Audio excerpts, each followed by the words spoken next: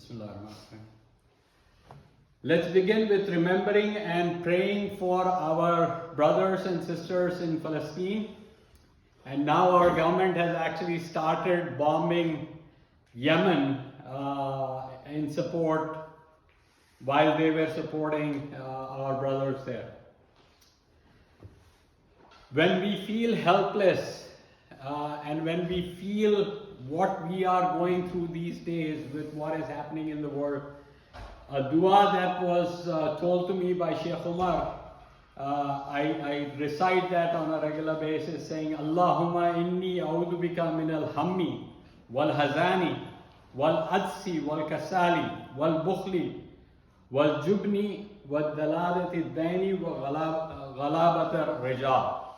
O Allah, I seek refuge in you from grief and sadness, from weakness and from laziness, and from miserliness and cowardice, and being overcome by death and being overcome by others. Very powerful dua indeed. Though out of all this turmoil, we see a ray of hope, and I'll go into this a little bit more detail later on. A ray of hope from our youth, especially from social media, which has been able to counter the narrative that was always controlled by the mainstream media, right? This is something we are actively seeing in the whole world, not just in US, but from all over the world that you see, whereas BBC may not carry what the South African lawyers are talking, but they're happily carrying what the Israeli presentations are, right? But how do we know this? It is because of social media, it's because of the youth, because of the technologies that are surrounding us today, and being able to counter the narrative that has been presented to us for a very long time from various mainstream media. One request to the people sitting in the last row, we might have some ladies today who may not be able to climb up. So please, if you can, please move forward and let them take that place. Jazakallah.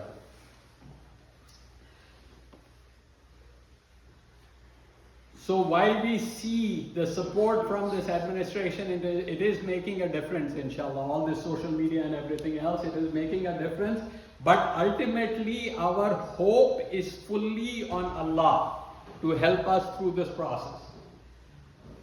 Hasbiyallahu ala ilahi huwallahu tawakkaltu wa huwa rabbil arshil azim. Sufficient for me is Allah, and there is no deity except Him, and on Him we rely, and He's the Lord on the greatest throne. While I can talk more about this, but it's something interesting when it comes to Islam. As we profess our basic faith, when we say La ilaha illallah Muhammadur Rasulullah, our basic faith, we are automatically bound by this faith to others who profess the same. This may not happen in many other religions or communities unless it is planned, unless it is something where you have one religious head, such as the Pope, that you look to. But when it comes to Islam, we are all part of the Ummah. We automatically become part of the Ummah. We may be different, we may come from different backgrounds, but we automatically become part of this Ummah. And this is in numerous hadith, the Prophet emphasized the importance of mutual support within the Ummah. One such hadith narrated by Abu Huraira, may Allah be pleased with him, in which the Prophet said, whoever removes a worldly grief from a believer, Allah will remove from him one of the griefs on the day of judgment, and whoever elevates the need of a needy, Allah will elevate his needs in the world and the hereafter.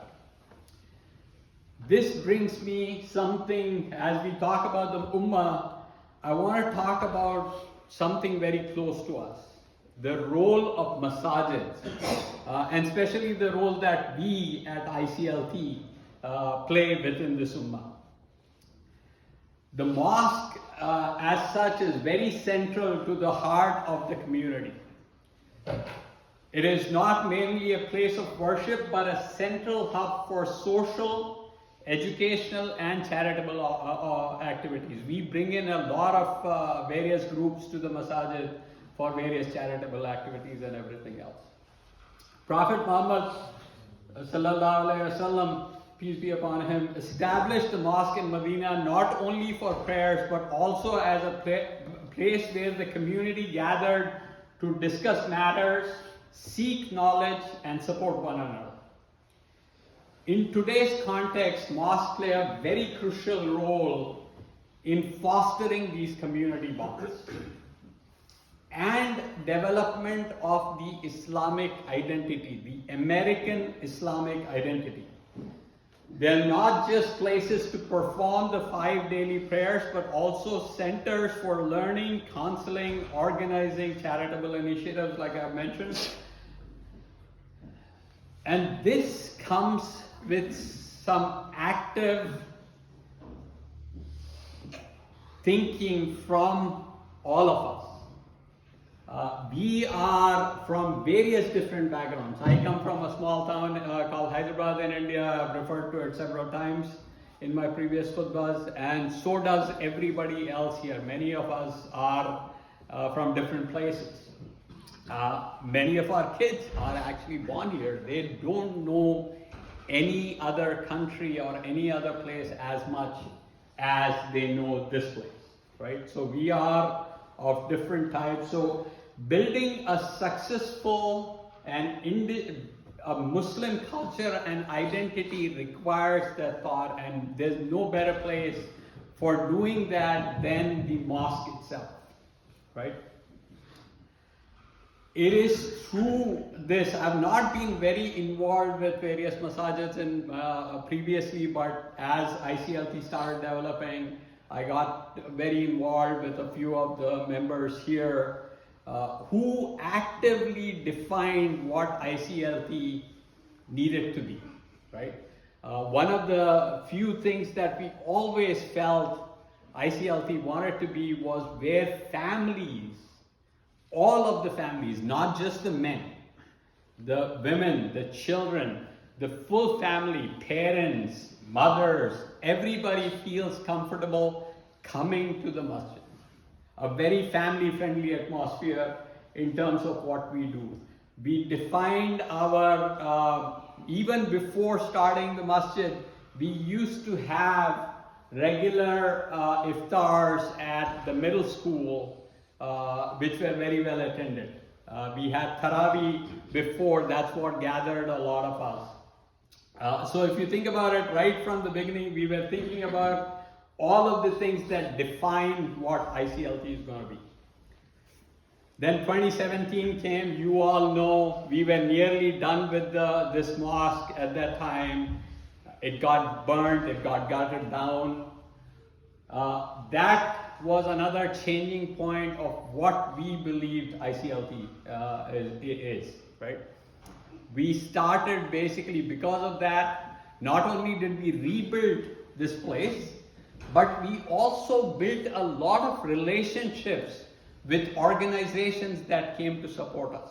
Whether it is working with law enforcement, whether it was people who were from various churches that supported our rebuilding efforts, whether it was politicians. We actually had Dr. Lloyd Doggett, who's our congressman, send us a nice letter, a nice flag that was flown on the Congress at that time. So we've built this very actively from there on. From 2017, and then we started in 2018 as a full masjid here. So it's been more than now close to 6 years that we have been actively in this project. Mosques play a very important role, and these days when you see in a lot of articles, even here, they refer to something called the third place. Most of us, our interactions with other people are either at work or at school or home, right? This is that third place where we interact with each other. This is the third place where we feel comfortable being who we are and building those relationships. And this is true not just for us as Muslims. We are hearing a lot about these third places these days. Recently, talked to a mid-20s young friend of my daughter's, and he mentioned that he joined the church in UT, though he may not have attended that while he was going to UT Austin. And his main reasoning was, sorry about that. His main reasoning was that he wanted to find a community that he could be part of other than his work, where he works for Tesla, and other than the fact that he goes out drinking with his friends on Saturday. So he wanted to, so this is not just us, I'm talking about others who are looking for similar third places. You can actually see this in articles these days. Even the atheists are developing their own churches, going after causes like climate change or mindfulness or something more secular, more generic at that level, because everybody needs a community around them. Now, as Muslims, we come in different flavors. The Quran emphasizes this. If you look at the Surah Hujurat, number 49, ayat 13, and this is of course repeated in a lot of interfaith dialogue, saying, "O man, behold, we have created you all out of male and female, and have made you into nations and tribes, so that you might come to know one another. Verily, the noblest of you in the sight of God are the ones who are deeply conscious of Him. Behold, God is all-knowing and all-aware." Which means, like I said, we all come from different places. We also come with different views of what Islam ought to be. Some of us want it to be focused very back to basics, origins of the religion. Some, and especially people from the subcontinent like me, mix a lot of our local traditions and Islam, and at times get confused between the two. And some of us want to adopt a more modern approach to spirituality. So we all come in different flavors, and of course everybody is welcome here, but that's where the role of Imam comes into the picture. That's where the role of Imam, we feel, is really important within these communities. We were blessed to have Sheikh Umar. Again, both the Imams that we've got, it's nothing that we actively went out and asked them to come to us. They came to this community. Mufti Umar, at one time, after UT, when he had spent a long time at UT Austin, he himself approached us, and we were blessed to have him. I wish we could have had him much longer.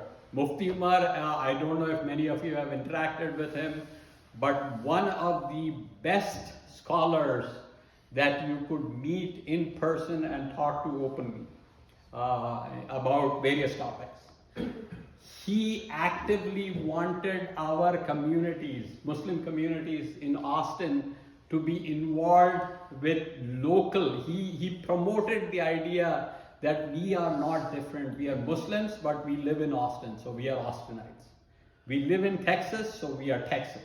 We live in America, so we are Americans. Right? So he actively promoted that as part of the culture.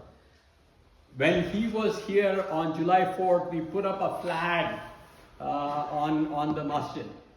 And he immediately asked me, saying, "How much does this cost? Why don't other masajid do this?" Right? And he sent messages to other masajid, saying, "Maybe you guys should start doing this." Right? So Mufti Umar to me was a great person who set up some of the culture that I talk about here. And of course, I wish we could have had him for more time. Unfortunately, he got called by Allah, and we miss him very much, of course. But later on, Sheikh Atiya also, it's not like we actively went and said, Sheikh Atiya, would you like to join us, right? One of the calls that we were all together on, he happened to follow up after the call saying, hey, would you be interested if I come to ICLT, right? And of course, we were all really happy that he was interested to come to ICLT, right? And again, Sheikh Atiya is one of those who fit what we would have asked for in an imam in every sort of way, right? He's good with youth. He's good with families. He has the knowledge and the ability to explain that in layman's term for us to understand even complex topics at a very easy way. Sheikh Atiya is one of the few, and again, there are a lot of things about Sheikh Atiya, but one of the things that makes him stand out for me is how he's always learning. He's always learning something new, whether it is about Islam, whether it is about other religions, whether it is about spirituality, he's always learning something new. He's curious, right? One of the first things he asked me when he came to know what I do for my professional life was, hey, will AI replace imams in the future? This was, I'm talking 2017, 2018, when he asked me that question, right? So he's very curious. He asks these questions. And apart from this, one of the things you'll notice about Sheikh Atiya is the fact that he does not make anybody feel bad, whether they are earning more, whether they are living whatever. He does not want to make them feel bad about it. He is one of the believers in what in Christianity is referred to as the gospel of prosperity. In saying, look, it's good, take it as a blessing that you earn more. As long as you are spending it in the right causes, it's all good, right? Not many imams would actually openly say that also. So all of this brings me back full circle to what I started to talk about initially about social media and the youth. And this is where I feel like our focus, whether it is from ICLT, whether it is from the sheikhs that we bring, whether it is from all the programs that we are doing, we are trying to promote our kids to feel the fact that they're Muslims, they're Austinites, they're Texans, they're Americans, they're part of this culture, and they have the ability to change some things if they don't like it. You know that within the city of Austin, by the way, we have a Muslim councillor. Zoe Khadri, he has been to ICLT also. He's a Muslim councillor. We now have Muslim members in Texas legislature too, right? And again, ICLT has been closely involved with several organizations, including CARE and others. So we kind of feel that we are part of that community also. But that is one thing that makes me really happy all the time. Since the earliest time that we have been involved with ICLT, one of my favorite nights during Ramadan has always been the youth nights. You see all these young kids being able to come and feel comfortable in the masjid, right? Feel comfortable to speak up, be able to express their own thoughts, be open about it, ask questions, right? That is one of the favorite things overall. And I was talking to a young imam, I'm sure everybody knows Imam Anwar out of UT. I was talking to him just recently about how as a young imam, he grew up in a small town in Long Island. He was the only Muslim in his high school at that time. But even then, he did not feel as he was him versus others. Many of his classmates actually and friends would remind him about prayer times, about iftar times, right? So he always felt very comfortable within that identity that he talked about. ultimately our goal in this country and our goal as Muslims is to live our values. We want to be able to live based on the value system that we have, based on the Quran, based on the Sunnah, right?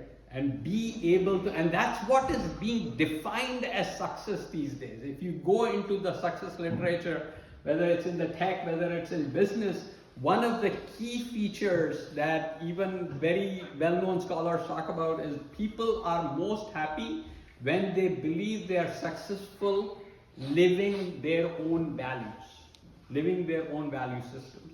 And that's what we want us to do, and we want our future generations to do.